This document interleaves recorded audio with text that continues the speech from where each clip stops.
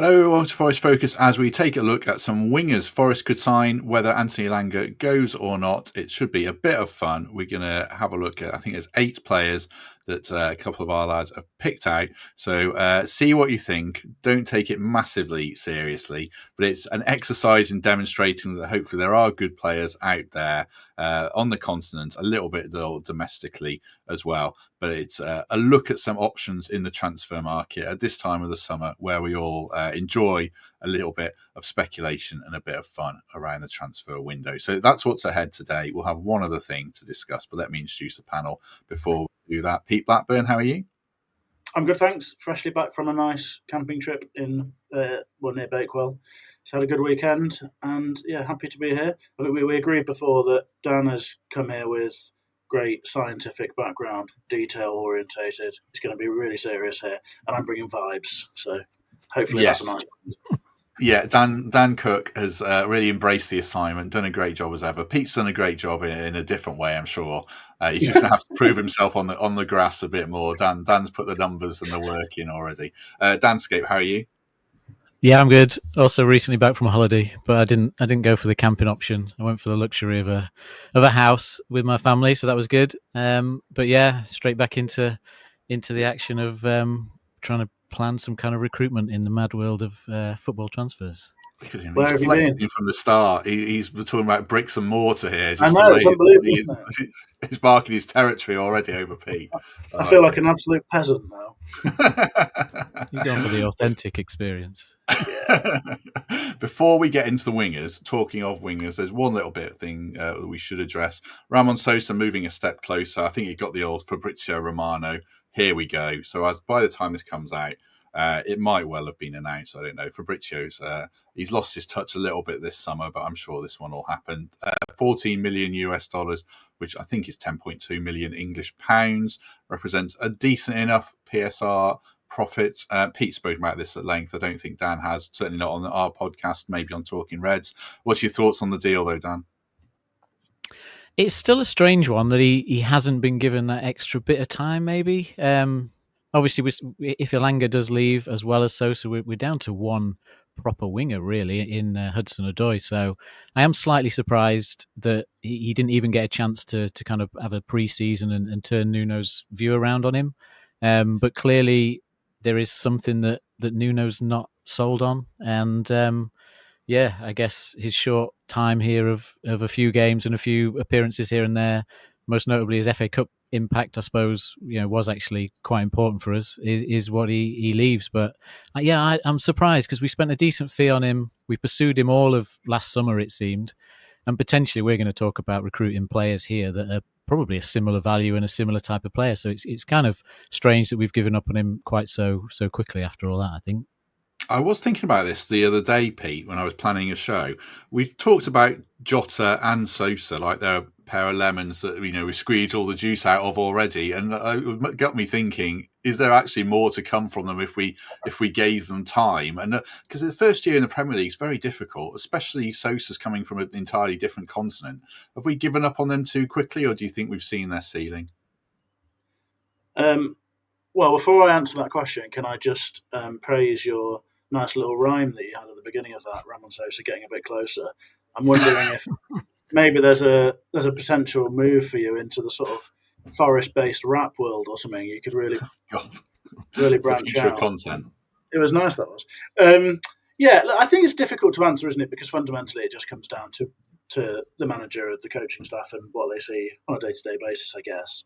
I do think that both the two of them had strengths and potential that were sort of relatively obvious. I think Jota is maybe a bit fairer that he's being moved on, because I just don't really see it with him in terms of, I don't think that there's an awful lot more potential to unlock that we haven't already seen. I think he's someone who can come in and give you an option in terms of really harrying, just making the game a bit more chaotic. He did give us something in that sense, and his finishing was pretty good actually. But I just don't see any massive room for growth in him as a sort of technical footballer. Ramon Sosa, I think, I think probably what's let him down is his ability to sort of really impact on a game in all senses, I suppose. He's obviously got the talent and an eye for goal and all that sort of stuff. But like you say, it's really hard to comment on players who've had very little time, really, in the grand scheme of things. Especially, as you say, with Sosa. He's come an awfully long way. It's very, very different football. And he's had pretty limited opportunities, hasn't he? And, obviously, like Dan said, he's had moments. But I think fundamentally it just comes down to what Nuno's seeing on the training ground. And I think we know as well it's probably harder coming into a Nuno team than some others because he clearly does want it very, very tight group. He trusts the people he trusts, and it's not like he's giving an awful lot of opportunities out otherwise. So, yeah, I think it's unfortunate for them, and I wouldn't be surprised to see either of them going on to do well elsewhere. But it's not going to keep me up at night. But yeah, I think they've both been a bit unfortunate in that sense. Just one other thing on wingers before we go, specifically Elanga. We did yesterday's podcast with Gary and Thames, and we all kind of agreed that he's going. But there is a part of me that wonders, Cunha stayed at Wolves for another 6 months. Dan, do you see any scenario where he signs a new contract with Forest with an agreement that in a year, if an offer of 60 million comes in, he'll go and we pay him considerably more than we're paying him now? Because I might be wrong, I don't think he's among our biggest earners. Do you see a scenario where he stays on those terms or anything like that? I don't think so. I think that's almost more risk for us, isn't it? If we're sort of thinking that we're going to sell him for 60 million in a year and then he gets an injury that kind of rules him out, we lose that value. I sort of think if we've got to the point of knowing we need to make a big sale, then you do have to kind of, as much as you want to maximise what you get out of it and try and do it at the right time, I think you've just got to get out of it what you can at that time, because I think you guys have touched on it before. There isn't always someone there willing to pay that money because they'll move on to another target and things change. So if our strategy is, and it must be if we're letting Sosa go as well, that we've got a couple of names lined up that we're confident we can secure, then ultimately you've got to look at it, the big picture on that and think that the time is right to let him go. And the two or three names that we bring in to kind of compensate for that, start the process again, start the cycle again, and hopefully in a year's time we're praising the recruitment team like we have quite a bit lately. Just before we get on to those players that are players that may or may not be, probably not on Forest recruitment list, any thoughts on that Mateus Cunha type deal, Pete, that he signed that we could replicate for you or not? It's such a hypothetical question, isn't it? Because I just don't have the insight into the situation that's required to really give you a good answer. It sounded like, the last couple of days it's not been smooth sailing in the deal, so it's possible that he doesn't go. I think the thing is, I basically agree with what Dan said about it. It's hard to turn down the move when we know that in one of these upcoming windows we're going to have to do a piece of that sort of business. There's a few players who could do it and could make the numbers add up for us, but it's a question of whether the move's available. And we saw with what happened with Gibbs White and Man City that there was a sort of move that we were maybe thinking about being a bit of a banker for us, and it can move on and clubs can go elsewhere or take a different path. So I think in my sort of, I say dream world's probably the wrong phrase, given that I'd prefer if we didn't have to sell one of them to make it all work.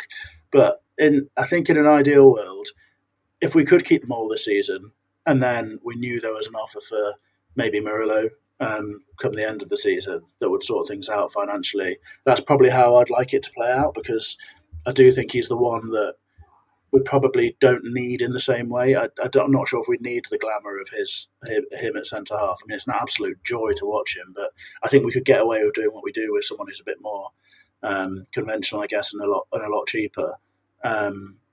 So that would potentially allow us to keep him more, but you just can't bank on that, can you? And the interest has got to be there. So I sort of understand that we are where we are with PSR in the next 3 windows, or certainly next 2, and then whatever happens before June, someone's probably going to have to go. I did wonder if on Hudson-Odoi that might be the scenario, though, for him to sign a new contract, whether he might have a release clause in there so that he's got that option. I wondered on that side more than Elanga if that might be what gets negotiated this summer, maybe, but hopefully not. Hopefully not. It's possible. I mean, we saw his agent, which is his brother, unless it's changed, is in talks over a new deal. So, I mean, I was going to ask Gary this, but it feels like Hudson-Odoi is in a great environment. and sometimes the grass isn't always greener. And as Gary took that move to United, and it didn't work out. So, yeah, I just wonder if he just signs a new deal and stays with us. But let's get into wingers then. Go on, Pete. Sorry, I was just going to say, I think that might apply more to Hudson-Odoi than some other players as well. I think he's onto with his injuries, he's onto a good thing now. So I would hope that would be the case. Also on release clauses, I'm not sort of anti them. I think if you get the numbers right, it's quite a good thing to have that sort of contract between player and club where you give them, you sort of essentially giving them a target to aim for in how they need to improve as a footballer and the sort of impact they need to make. And then if they go on and do that, and presumably they're all ambitious players who believe that they can do that, and the numbers get hit, then it doesn't really concern me too much. I guess the issue is setting the price right in a sense that it doesn't screw you over later on the line. Well, the issue is as well, if you have 3 or 4 players on it and 3 or 4 release clauses are met, then you're absolutely dead for the next summer, or next window. So that's the risk of it. If you have it for one player, then I think it's all fine, all good with me. Right, just before we get into the wingers then, a word for the Trent Navigation. I know an advert, I don't know if this has been announced yet, but for Rick Parfitt Jr., he is playing at Christmas, so just an early reminder of that for you. So we'll see you on the other side.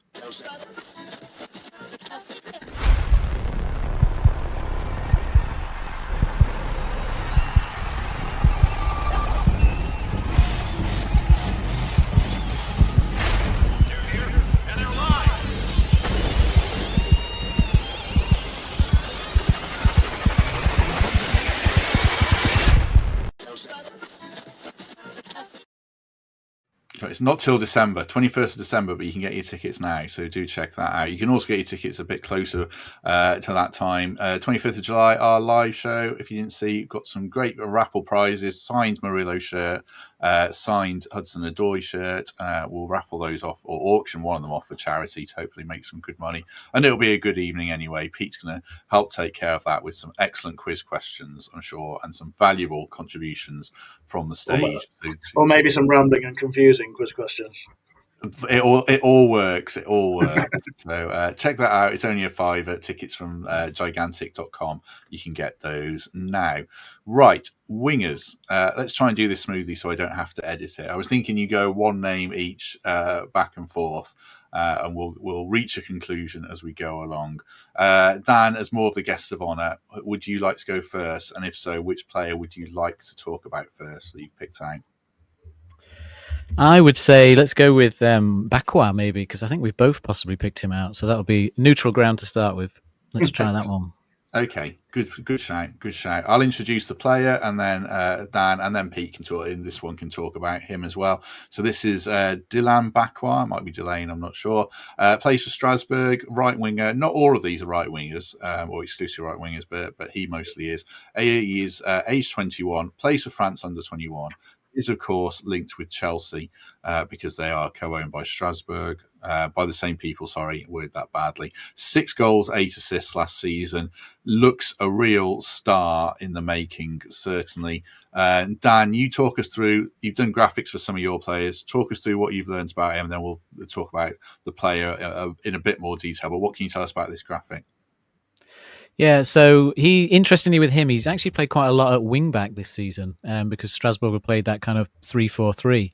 So the season before he played more on the wing. So his numbers on this chart are actually the numbers of a wing back for probably half the season, I think.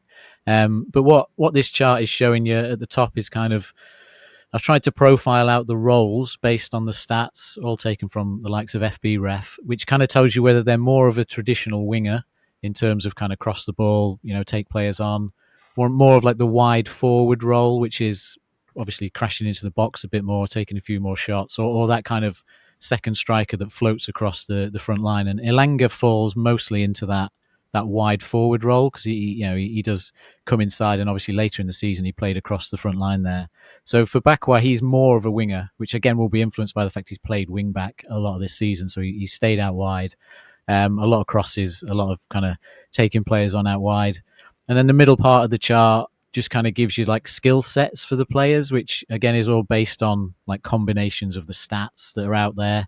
So, how often do players take players on 1v1 and how successful are they? how many chances do they create, that kind of thing. So you can see he's strong as a winger, strong ball carrying. I suppose just to explain this chart, you want the lines to be as far out in the chart as possible. That's kind of like you're in the top 10%, if you like, of similar players. And he's got what Elanga's been really good at for the last 2 seasons that we kind of know is that chance creation. The impact, regardless of whether he's the best dribbler or good at retaining the ball, what he has done is always create chances and have that impact. And that's what Bakwa's shown again from wing back, that he's done that. He's right up there in the top, sort of 10% in the other big 4 leagues for that side of his game. So that's what stands out definitely, as well as his age, obviously being kind of 21. And yeah, overall, his profile, I'm not sure how well people can see it, but there's a dashed line in that middle chart in the background, and that's Elanga's profile. So I've put his profile on all the same against all these players, just so you can see how similar it is. And actually, this is a very similar profile of player in terms of being very good on the wing, good, a lot of crosses into the box, and still having a good impact in terms of chance creation and kind of playmaking. I'll just put Elanga's one up. Dan did send me the actual graphic for that, just so people can get a sense of it in their heads. Obviously, Dan's put the lines in there as well, which is great. But you can see it. You can see it there. I watched a video of him, Pete. It's interesting viewing. I wrote in my notes, good feet. He basically plays the Elanga kind of roles. He looks a bit less explosive, but a very technically gifted player. What are your thoughts on him? Well, I think the thing that you find when you start trying to think about replacing Anthony Elanga is that everyone looks less explosive. There is no player who I have considered as a replacement for him that comes close in terms of the raw pace. I think we're all aware of that, but perhaps we'll really notice it when he's gone, if indeed he does go. I think most of these players that we've picked have got good pace, but Anthony Elanga is on a totally different level. But I agree with everything that Dan said. There's quite a few things that I really like about what I've seen of him. I guess the first thing is that he sort of looks like he should be the archetypal modern winger in that he's playing out on the right. He likes to come in on that left foot, and actually, what I think he's really good at, and I guess this is shown in that chart on the playmaking section, he's really good at floating in off the wing and then playing a nice pass in behind. It looks like he's got a real eye for the sort of the weight of the pass. He's got the vision to pick out a teammate running in behind. That's probably something that we haven't had an awful lot of in our team. So if we're getting a different profile of striker from Chris Wood as well, that could be quite a nice addition. But what I also like about him is that he's very confident to go down the line, and he uses his right foot to cross quite a lot. So he'll beat a man on the outside, and then he'll happily sort of play that fairly simple ball on the ground across the box. And I think that is probably something that you really need if we're bringing in one of these sorts of wingers in the Premier League, because I think it can be quite easy, unless they're very, very good at it, to cover that one skill of cutting in off the wing and then looking to get a shot off or whatever. I think you see with Hudson-Ndoye that he's just so remarkably good at making the tiny moment of space to get the shot off. But most players don't have that tiny little elite skill. So I really like that he does both things. And I think he's somebody who will help you win a lot of fouls, will help you keep the ball, get you up the pitch. These are all things that we're going to need in a replacement. And I also think, quite a superficial point, but I do think a left-footed winger would be a really nice addition for the squad that we've got, a bit of extra balance, different option. So look, I think I like him a lot from what I've seen. Obviously, it's not like an intensive, hugely detailed scouting report, but I just think there's an awful lot there to work with. And he's not one who worries me to give something away. And there's a couple coming up in my list that I'm a bit concerned about whether they would actually fit into a Nuno team and the amount of work and discipline required and such like. But I don't worry too much about that with him. I think that he looks like someone who could be moulded in that way. So, I think he looks like a real prospect. Yeah, of the 8 players, I think he was in my top 3 in terms of excitement when you lads sent me this list. And probably when we get to the end, I might ask you to rank them of the ones that you're most enamoured by. Let's go on to your first one then, Pete. First solo one, anyway. Who would you like to talk about? Well, do you want to should we stay on the neutral ground, because I think we've got one more that we both picked. Who was that? in Dan and Ndoye. Oh, okay, yeah, And yeah. I'll let Dan go first as well, because I think he gives you a much better overview of the player with the statistical basis and stuff, and I can Okay, throw a few I'll give some background on him for people who are listening, not watching, and then we don't have a graphic for him, but obviously Dan's got some Oh, thoughts on him. sorry. No, that's right. That's fine. Don't worry. 24-year-old Swiss international. I think he's got 22 caps. Plays for Bologna. Plays on the right and the left wing. So quite versatile. 8 goals, 4 assists last season. I've got those stats for all the players. I've just done it on league appearances, but he has played a good amount of Champions League football this season. And I watched a clip of him, and he just looks like a really good all-rounder to me. He didn't look outstanding in anything, but he looked like a really good, solid footballer. You've got much more detailed thoughts, I'm sure, Dan. What would you say about him?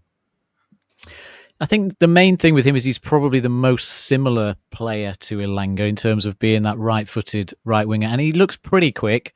Like Pete said, when you watch clips and highlights of these players, like nobody explodes or glides across the floor like Elanga seems to do. So some of these players look like they're working hard to get to the speed that they get to, but he has got that pace, and he does explode away quite a few times in some of the highlights and things that you see.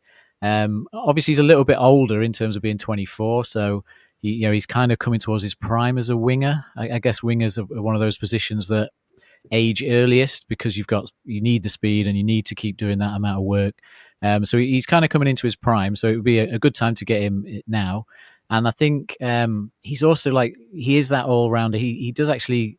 I seem to remember. I haven't got the stats here, but he does quite a bit in terms of his defensive work and kind of ball winning and getting involved in that side of it, which seems to be something we might be targeting when you think of the early link to Sailmakers, the Belgian kind of wing back / winger, and Weir as well.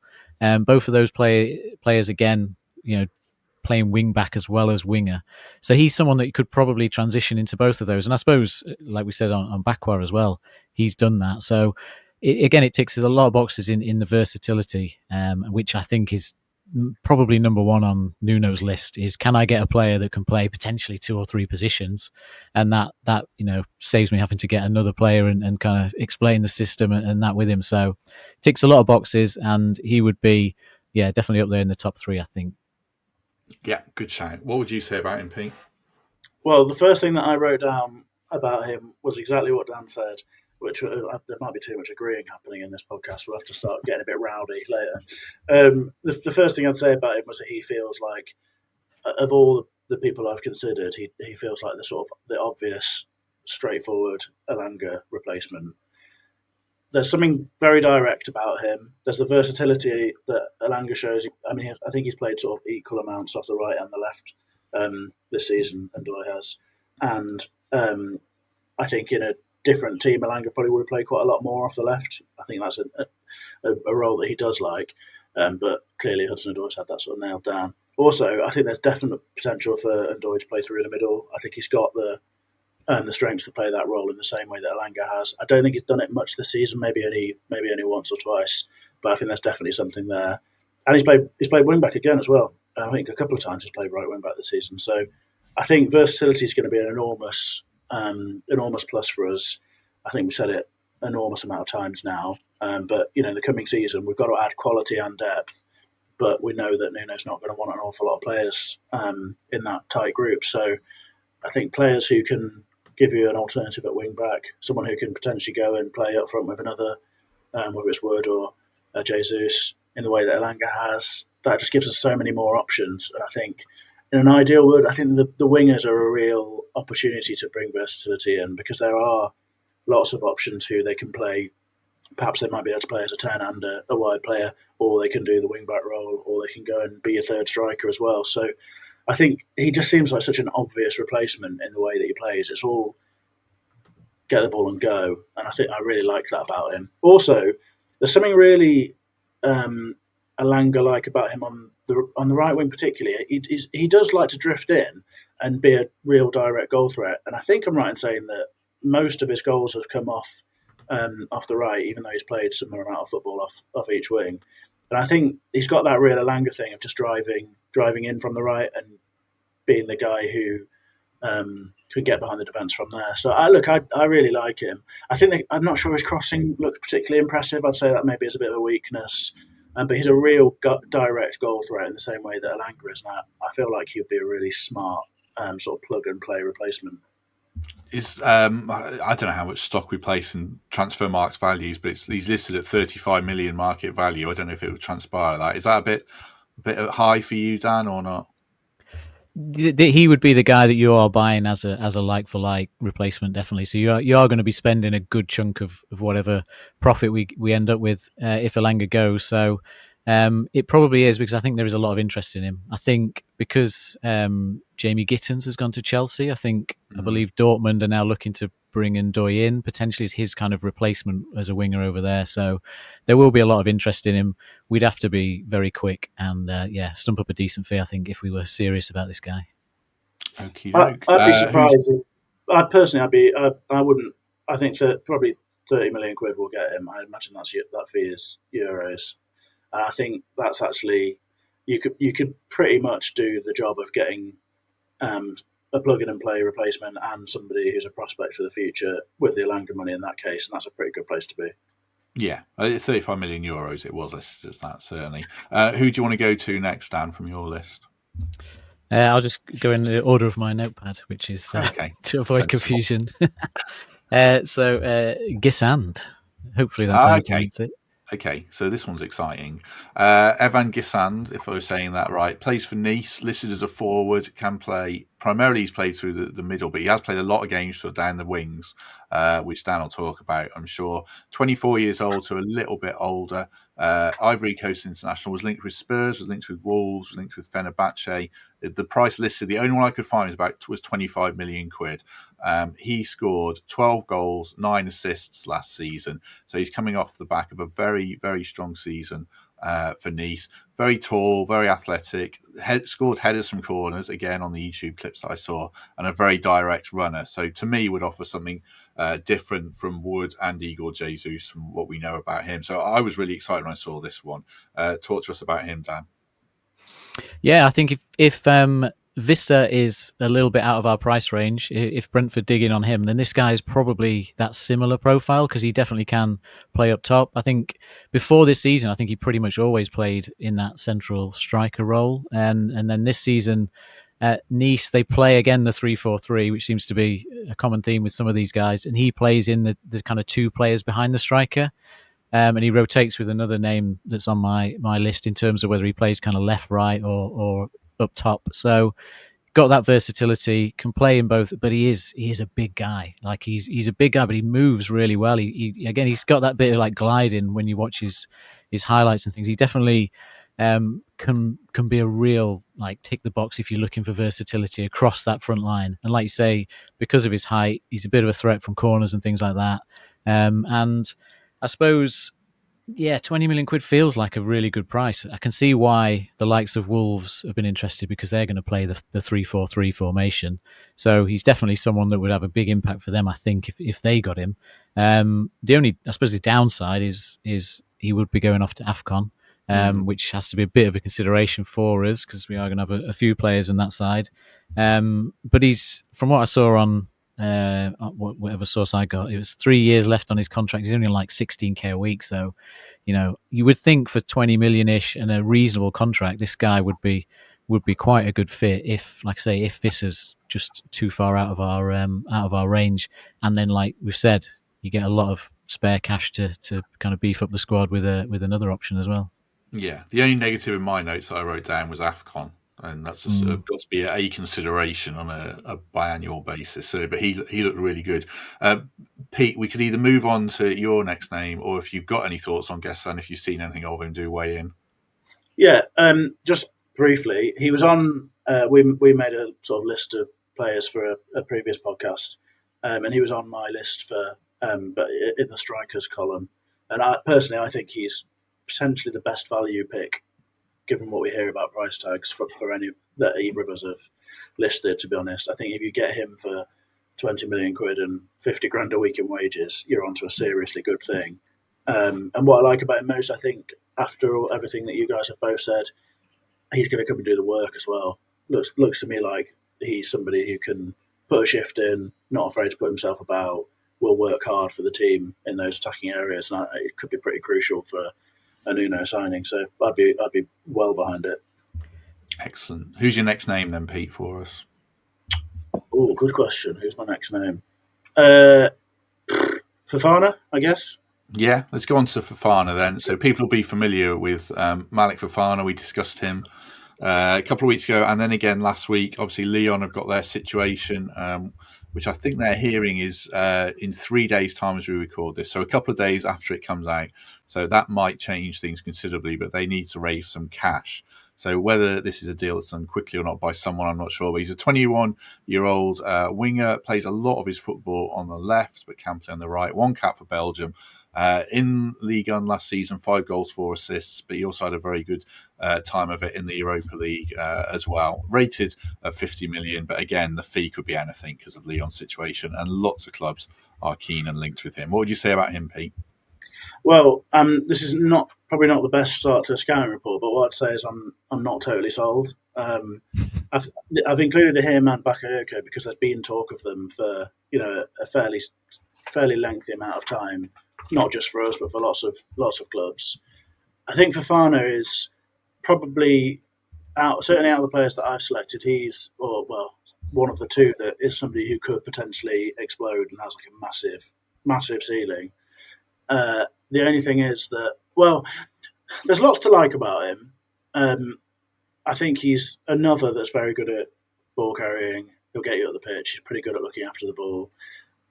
He's sort of, unlike Elanga, he plays almost all of his football, I think, coming off the left wing. So, he's not a direct replacement in that sense. But I like that he's two-footed, both when he's dribbling and when he's crossing, and I think that gives you the hope that he doesn't need to be tied out to that position. He looks like a little bit lightweight for me right now, but he does win fouls really well, so he uses his body, and he's legitimately quick, accelerates really quickly. What I think probably the thing I like most about him is that he looks like he's got a really good range of options for his finishing. You see him drilling it, you see him curling it. He's got a really nice couple of goals of his that I've seen where he sort of fakes and sells the keeper a bit, and he goes the opposite side of what you'd expect. And there's a sort of creativity and a calmness about that, which I quite like. But I worry about the work rate. I worry about him being able to have an impact in a side that needs to do an awful lot of work, not on the ball. And I think it's also potentially a lot of money, depending on Lyon's situation. So it's not one that I would be going really hard on. Personally, I much prefer Dilane Bakwa as a value prospect overall. But I think he's clearly someone that's likely to go somewhere, and we've been talked about it with linked with him. So he's a very talented player, but I think there are some issues there with value and work rate and such like. Yeah, and he does play. I think he played 90% of his football on the left, but you were saying he could play it on the right. Obviously, he could be a bit of an old school winger about him from the bits I saw. Like he'd win a lot of fouls. He'll knock it and run. You don't see very often anymore. So there's a lot to like about him. Do you have any thoughts on him, Dan, or do you want to move on to your next name? I thought this was going to be the one where we disagree. I thought Pete was going to big him up, and I was going to say I'm not sure. I'm not convinced. I think he could be a bit of a luxury player. Maybe that's why the top teams are interested. He suits them. They can sort of afford it. I think for us, possibly he'd be a bit too much, like you say, lightweight. His stats and stuff not massive on like winning his duels. Doesn't actually create that many chances. Like his chance creation on my numbers is down in like the bottom 30-40%. So if you're comparing him with Elanga, that's Elanga's strength is what he's created for others. So maybe he does a lot of stuff that does look good on the highlights and not necessarily that impact like week in, week out in creating stuff for other players, maybe, would be my takeaway. Just before we go to Dan's next name, we'll just interject for a break there, and a word of thanks to Vesta Blinds sponsoring this episode. If you're looking for new shutters or blinds made to measure, then do check out the link in the description if you're based in Notts or generally in the East Midlands, vestablinds.com, and thanks for their support as ever. Who's your next name then, Dan? Who do you want to go on to? Let's go with Mohamed-Ali Cho. Hopefully saying that last name properly. He's got all the great sporting names there. Well, we'll have Cho. We'll have CHO and Cho potentially. He is a 21-year-old right winger, although Dan might correct me on that. Plays for Nice as well, so some talent there. France under 21 international. I think I'm right in saying he was an England youth international, if I'm remembering all these players right, who was with Everton. And he's been linked with Liverpool, quite strongly linked by the sound of it previously. 3 goals, 4 assists last season. And I wrote down here left-footed Hudson-Odoi. I've written down here. I don't know if that's completely wrong, just from what I've seen. Dan will correct me when he tells us a bit more about him now.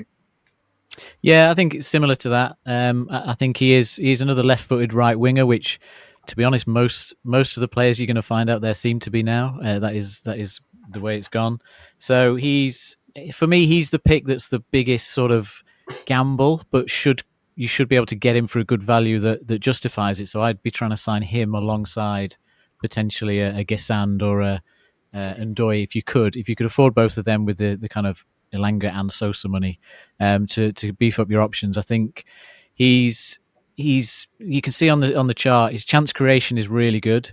He's only played about 50% of the minutes this season for Nice, so he's not played as much as Guessand. But these are the two players that both play for Nice, and they both play in that hole behind the striker a lot of the time. But yeah, he's the younger option, and so he's the one where you potentially you'd take more of a risk on him. He looks quick enough. He looks like he's definitely got the kind of dribbling skills and all that side of it. But he is actually having that impact in terms of chance creation and playmaking. So again, if you look at his profile and Elanga's on the chart in terms of the dash line in the background, quite similar. The negative you'd say is that his finishing hasn't been very good in terms of him actually getting into the box himself and finishing off chances. So he's a bit more of a creative player, which, to be fair, with Elanga, sometimes he seemed a bit streaky on his finishing. Much better this season. Missed a couple last season, and obviously had a couple of misses this season. So I think he's a similar player. And I think if I was looking for, again, the profile of getting where we got Elanga when he was 2021 and he was still that little bit raw, this would be the guy that I would try and sign alongside a more proven option. And then you've got that. Ideally, you'd have a right-footed right winger, and then this guy is perhaps a left-footed option to give you the variety up front. And I think he's got 3 years left, and again about 15, 16k a week, and that sort of 10 to 15 million pounds market value. So it does feel like one we'd look at. And I think Liverpool have been linked, like you said. He spent some time at Everton's academy, I think. He started at PSG, went to Everton for a while, and then he's gone like Spain and back to France. So he's been around the block, and won't be unfamiliar with the Premier League setup, I guess, to some extent. So yeah, he's kind of in there as my prospect, I think, of all these choices. Yeah, from looking at him, he played England under 16s, who was in the system, but then he switched allegiances to France, and he's been in their youth system since then. Yeah, it looked like about 15 million quid as well, as Dan said. So, any thoughts on him, Pete, or should we go to your next name? No, nothing to add. Excellent. He looked good anyway, and interesting. He'd be, as Dan said from what I saw, he'd be the second one that you'd sign, and we'll speak about him in our conclusions, I'm sure. Right, shall we go on to Bakayoko then, Pete, or do you want to do? Yeah, that's good. Let's talk about Bakayoko then, who's named in the Guardian as a player we would target if Elanga were to go. I don't know what his fee would be because he comes with a lot of hype. I've spelled his name wrong horrendously on that graphic. I've just noticed. I did these in such a rush because I should have been better prepared. 22 years old, 18 caps for Belgium, 9 goals and 1 assist last season. So not his hottest season. He's done better in previous years. I think it was 20 goals and 10 assists over the 2 seasons. And there's a graphic here from WT Analysis, WT_analysis on Twitter. So you get some sense of his numbers. If you're listening, not watching, his numbers in the Eredivisie are shit hot, basically. For more detailed analysis on him, we'll throw it to Pete. But the only thing I wrote down on my notes was Saka, because he looks like that sort of player. Absolutely fantastic left foot. Pete, what would you say about him? Yes, the season before you referenced his red hot season. I think it was 12 goals and 9 assists in 29 starts. So he looked pretty serious, and there was a lot of talk about him making moves. I think I'm right in saying that something was quite far down the line with Brentford, and then perhaps didn't the player didn't want the move in the end. I mean, he's somebody who maybe you'd want in. I don't know what the shape of the team's going to look like in the coming season, but we've talked a lot on the podcast about whether Forest might move from a 4-2-3-1 to having a sort of more traditional three bodies in midfield. And he's the sort of player who, if you can get him high and wide on the right hand side and give him as much opportunity as he can to get at the opposition, I think he's somebody who can do serious damage. I think you mentioned about the Saka thing. I think there is a bit of that. Although maybe what makes him stand out is the build of the player. I mean, he is like an absolute tank. He's actually quite big as wingers go, and he's also properly muscular. So you see him in sort of shoulder to shoulder duels with defenders, and he can hold his own, and that does make me feel, much more hopeful about a player coming from that league, where we know that there's been a lot of hit and miss recruitment from there to the Premier League. But he does certainly have the sort of physical profile to do the job. He also looks to me like he presses pretty well, albeit whether that's something that we'll actually ask of him if he came to us, I'm not too sure, because we've not exactly had high numbers when it comes to pressing. I'd be slightly concerned about, again, he's the sort of player, it's probably going to take some work to get used to doing an awful lot of defending behind the ball in a Nuno team. And he is the sort of player that you want to unleash. But I think you touched on it earlier. His finishing, I think, looks pretty impressive. He's a really clean ball striker. I wonder if he could become genuinely elite in that aspect of the game.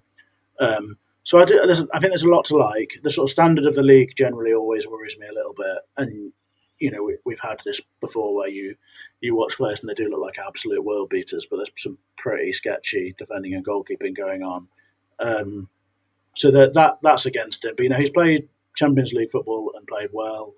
I think it goes in our favour that the season gone wasn't his absolute hottest, because sometimes that's where we need to be. I think I don't know if he'd had that season again and had another sort of 20, 25 goal contributions, whether we would actually be able to attract him. So I think he's someone who could come and add an awful lot. There's a couple of outstanding concerns, but he is explosive and he is definitely very, very talented and a real goal threat. Yeah, looking at that, you can see that certainly. A few things to say about him for West Dan. His fee seems to have come down a lot in terms of what's been reported asked to around 20-25 million from 40 million a year ago. Monaco and Dortmund seem very keen on him. I think Dan referenced Dortmund are in the market. Monaco are losing a player and they're looking at him too. And he was linked with Newcastle as well. So, it shows what kind of player he is if they were looking as they move closer to signing Anthony Elanga. Anything you want to add on Bakayoko, Dan? I think the most similar profile for him is almost Doku. He reminds me a lot of like a Doku style, because he is a big guy and he does just love to take people on and kind of get past them and get that shot off or cross. But his finishing is a lot better than Doku's. Definitely, that is his standout kind of trait almost. But yeah, for 20 million, I'd be interested definitely. But he would be very different from what Elanga offers on that side. So it would need a slightly different way that we perhaps build play, and he wouldn't be the guy that's bursting through as the last man into space. You'd be trying to get him on the ball around the box and kind of create something in a tight space. So different option, maybe a bit. If you're thinking of Nuno teams, maybe a bit Traore-ish almost, in terms of that kind of winger that often would cut in and put those lovely crosses in, like unfortunately we saw against Fulham away this season, where it was absolute perler. So maybe he could turn into that kind of player under Nuno. So yeah, for the right price, I would consider him, I think. Excellent. Right, I think we've got one more name each to get to. Pete, you had a few kind of wild cards. I've got a graphic for one of them, but if you want to pick one other name out that you had on your shortlist. Yeah, I've got a few wild cards. I think we were linked to Yilmaz, Turkish sort of winger / striker in January, I think, and he's somebody who I would think was worth continuing to follow. I think he's maybe 25, so he's a little bit older. He's probably right in the thick of his peak now. But he's someone who seems like a real workhorse as well as having quality, and is really versatile. So he was somebody on my wildcard list. I did add late in. I wonder whether now might be a nice time to pop to Leicester and see if we can steal Monga, the young lad there, because he looks like someone who's got a a lot of talent, and they're obviously at a low, so it'd be quite nice to kick them while they're down. But yeah, I think the player you're referring to is Ben Doak, who is a Liverpool winger who was out on loan at Middlesbrough last season. I watched bits and bobs of him in the Championship games that were televised, and there's just something about him that I really instinctively like. He has that that sort of exuberance and enthusiasm of a young player who is just very confident in what they do. He'll get the ball and he just wants to go. And I love that directness about him. And I think that there's a bit of that in Elanga, isn't there? Still, where when he's confident, he will just get out of his feet and go. Ben Doak's not the same sort of he's not the same sort of explosiveness because very few people are. He looks for a 19-year-old. One of the things I think is really impressive. He just looks well matured beyond his years. He can go both ways. He always stops and has a think. There's I can't remember what the game was, but there was a moment in playing for Middlesbrough last season where the ball sort of comes to him at the back post, and he's got a good sight of goal. And I think you'd imagine that a lot of players, particularly young players or players that you don't think are sort of quite so mature between the ears, that they'll just get a shot off and try and get over the line. But he just picks out a lovely ball, just a nice little pass across the box, in between all the bodies, and found I can't remember who the player was that he set up, and it really stuck with me. And it just all looks really effortless with him. I don't know whether it's remotely feasible because clearly he's highly rated. He's just had a very good season in the Championship at quite a tender age, with not much football in his past. And obviously Liverpool don't sell players for cheap, generally speaking. So whether it's a realistic one or not, I don't know. But he just looks like someone who's got a real bright future to me. Yeah, the only thing I saw about him was that around transfers, Liverpool were considering using him as a make weight in a Mark Gahey deal with Palace. So that was only one report though in the Sun, but that was the only thing I read about him. Great prospect though. Right, let's go on to Dan's last name because we've got some sort of breaking news to discuss that isn't that exciting or not that unknown, but we'll get to it at the end. So I'll throw these lads under the bus and see what they want to say about it. Now that makes it sound like it's negative, but they don't know what it is. So Dan, Patrick Wimmer, 24-year-old right winger, plays for Wolfsburg, 24 caps for Austria, 3 goals, 4 assists last season. The only thing I've seen of him, again, is the old YouTube clips, but looked very graceful. He rejected a move to Brighton, and he looks a real Brighton player from what I saw. And Leipzig are interested in him now. Reported fee of 15 million quid. So what would you say about Patrick Wimmer? He's a little bit different to the others. He does profile on here as a winger quite strongly, but you can see he's very good at ball carrying and dribbling. Like he's right up there as one of the best in those other big 4 leagues outside the Premier League, and that's what I suppose appeals. He doesn't necessarily have the pace again like Elanga, but in terms of looking after the ball, yeah, he's definitely got that to his game. I think he's also played in midfield and kind of deeper roles again and centrally. So he's probably not someone that you would buy and just play as a right winger.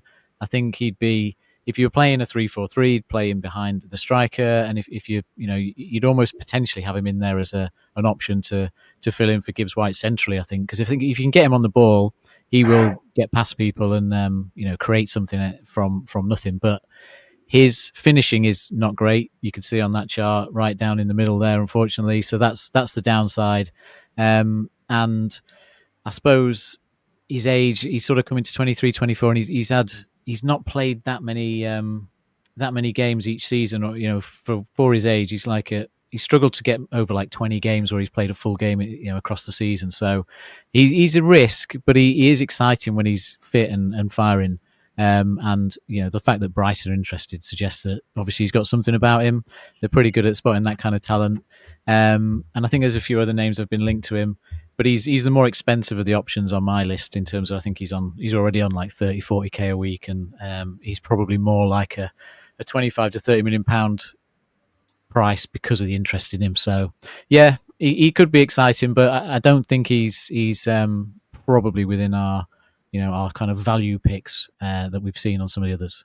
Yeah, From what I saw of him, he looked like he would fit right into a Brighton team. One of his players is really good on the ball in close quarters, very creative. As Dan said, he didn't look the quickest, but great feet, certainly. Right, let's wrap this up then with, I'll ask you lads to rank your pick, not just your picks, but the picks of the other person as well. So there's 8 players to choose from.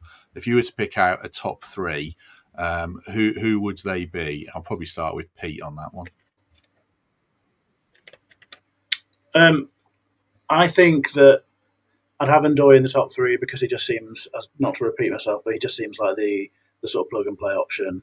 And I think if you can do that and then get someone who you can then sort of bring on and give them the right moments in games, rotate with Ndoye and Ndoye or whatever, and not be such a pressurised start, I think that'd be a really nice place to be.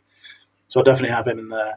I think Bakwa, there's just something about him when the bits that I've seen, he just looks like a real prospect, and I think for the sort of price point as well, I think you could end up doing really well out of it.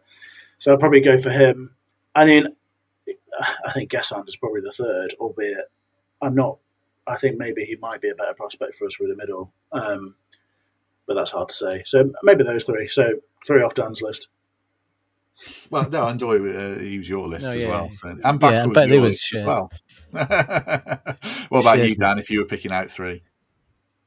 I think I'd always look at it in the pairs of, a proven and a non-proven. But then I would say Bakwa's probably the top of my list over Ndoye, mainly because I think on availability and cost, he'd prove the real value option. And then I think if you could get him and Guessand for like 40 to 50 million quid as the replacements, and you haven't really spent any money, but you've given yourself another option then in terms of that physical player on that side as well. That would be a really good pairing. If you can't and you have to spend a bit more to get, it's tough. I suppose if you're spending like the 30 plus, I'd probably say Ndoye over Guessand if you're really trying to target that ready-made player.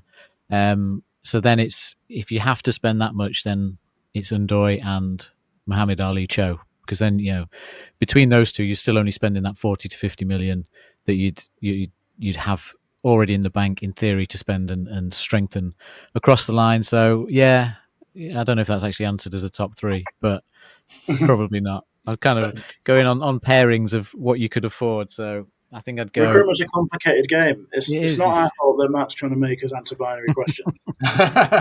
No, it's interesting. Neither of you said Bakayoko or Fofana, who are the 2 that we've been linked with.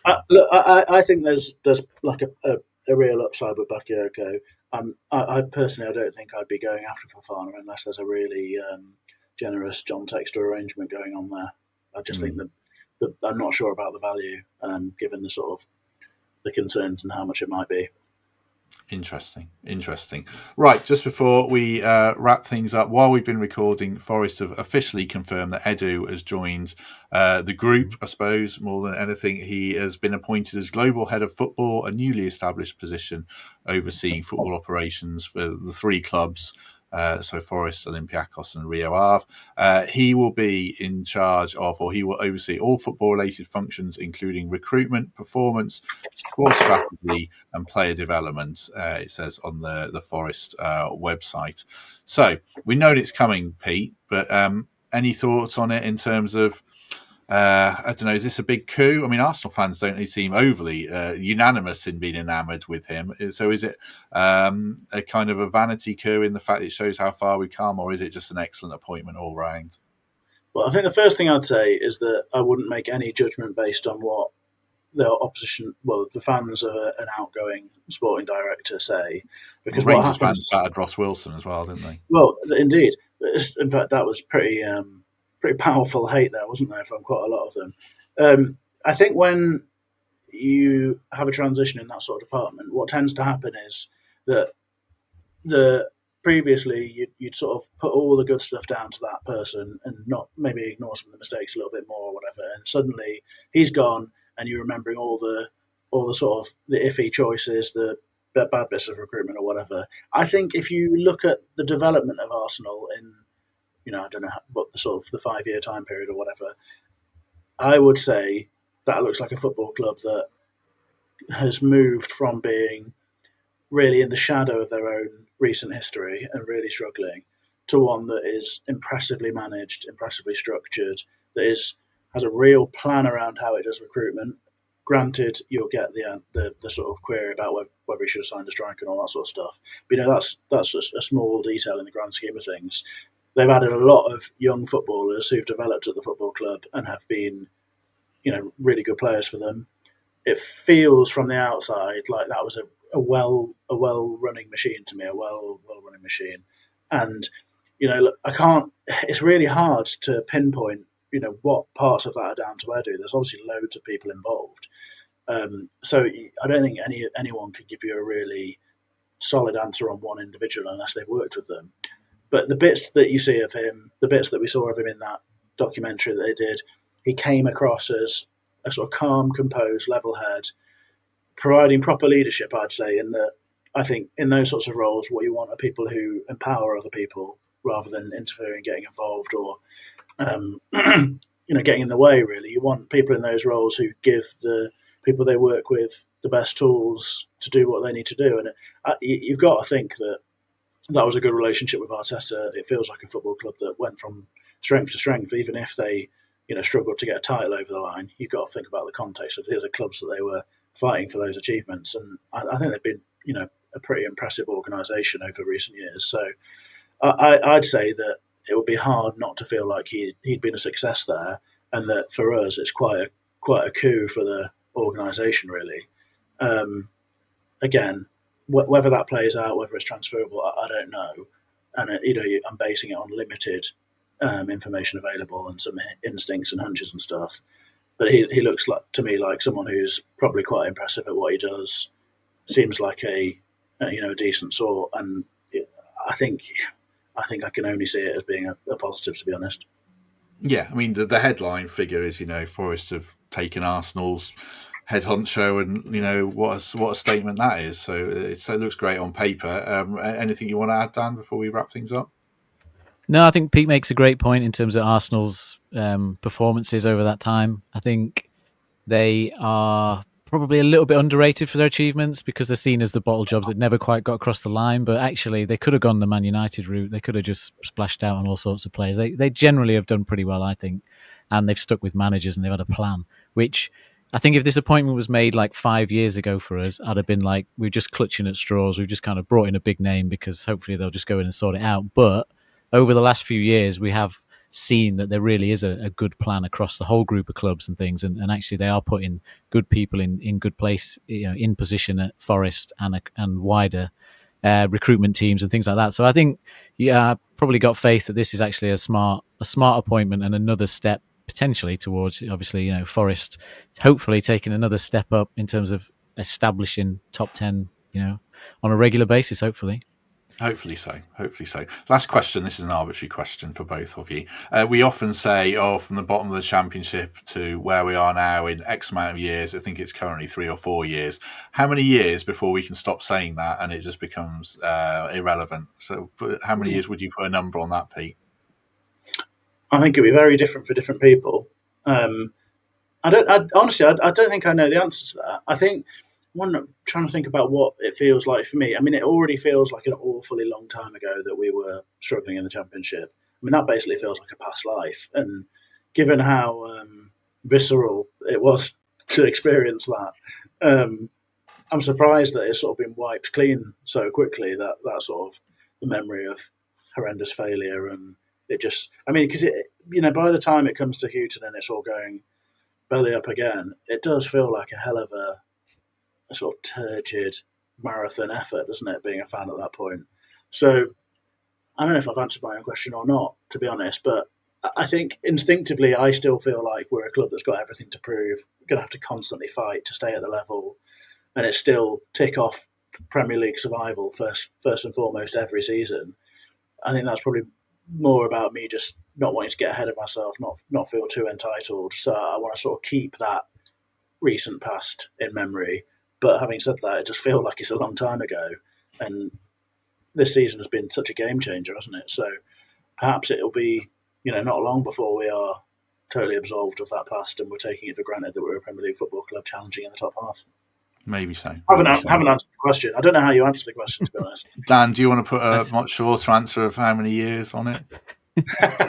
Look, I still go white and start shaking if I think of that Snoop Dogg Just Eat advert and the whole Stoke City stuff. So I will never fully get over the Championship days, I don't think. And yeah, I think we've got a couple of roller coasters to come before we fully see ourselves as a settled Premier League side, because there are examples out there like Leicester, Southampton, who thought they'd done it, and then you start struggling again. So I'll never take it for granted, that's for sure. And to be talking about all these players as if we can just go out and sign them and stuff is obviously great. So yeah, another couple of years, I think, at least.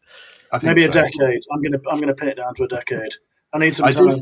Well, we are still in that bracket, to me, of you're only ever one horrific transfer window away from real big trouble. Absolutely. We're not a Man United who can absorb years of horrible transfer windows. We have to get it right every window still, certainly every summer, to keep progressing. And we've done that for a couple of good years now, so 2 or 3 certainly. So yeah, this summer's shaping up quite well as well, I think, with contract extensions and stuff like that. So exciting times. Right, we shall be back tomorrow. Got a bit of a press panel with Will Unwin from The Guardian, James Sharp from Mail on Sunday, and maybe one other journo. So we'll get a wider look at Forest and a bit of Premier League chat. So that'll be tomorrow's podcast. So do join us for that. But in the meantime, hit like on this video if you haven't already. That'd be very much appreciated. Hopefully you've enjoyed it. If you're a member, you'll get early access to it, or sign up for Patreon. Otherwise, just give us a lovely 5-star review. I say just. It'd be very, very kind of you to give us a 5-star review on Apple or Spotify, if you would. Dan, thank you very much for that. I appreciate your contribution and hope you enjoyed it. No, I did. No, I appreciate the chance to come on. Apologies to anyone if all the names are far too hipster and obscure. I've got another longer list. That's what got you on, obscure names. There's Dibbling and Hutchinson. They're all of interest as well, but everyone talks about them. So no, I enjoyed it. Yeah, I mean, like I said right at the top, the aim was just to show that the domestic market feels very difficult. I mean, Dan mentions a couple there. I am a big fan of Hutchinson as more realistic option than Dibbling cash-wise, but I just wanted to show that there are some decent and interesting options out there for people like me who have never heard of probably 7 of the 8 players that we discussed today. So I thought it would be of interest. Pete Blackburn, thank you very much. Thanks for having me. I thought it was really good fun. Hopefully people don't take it too seriously, because we're obviously not experts, but it was good to chat around it anyway, and hopefully maybe it'll bring a bit of positivity that if Elanga goes, it's not the end of the world. I was feeling a little bit like it was last week, so this has been quite cathartic for me. And I'll be looking forward to... Sorry. I was going to say, as long as we can clip one bit where we've got one name that turns out to be even slightly right, then it's a success. We've got a Ballon d'Or winner in there somewhere. That'd be nice. Hopefully so. Yeah, and I'm looking forward to the tomorrows that you talked about, because I can certainly vouch for them as very good journalists, and I can vouch for James Sharp as an excellent mate as well. So I'll be listening in intently. Yeah. Sharpie's been on before. He is a Leicester fan, but he does cover West Ham, and he is a very good journo. So he's a great guy. Apart from the Leicester bit, I can promise you that. Well, it'll be nice to rub in his face, for about 45 minutes, talking about a successful Premier League football club rather than the mess that they are. I think they had to play in a training kit in their first game because they didn't even have a new kit out. So yeah. We'll enjoy Forest era Leicester compared to successful Forest era. Definitely. Forest. James and I were at uni together when studying journalism when Leicester stole Wes Morgan from us. So that's a bit of a horrible memory for me, because I felt that one quite deeply, and he was very happy and lauding it over me. Well, the boot is on the other foot now, Pete Blackburn, and let's really put it into him tomorrow. That's my plan. 2-footed studs up, right? In a very welcoming environment for him. Right. Hope you enjoyed that, everyone. Have a good day, and if we don't see you tomorrow, we shall see you soon.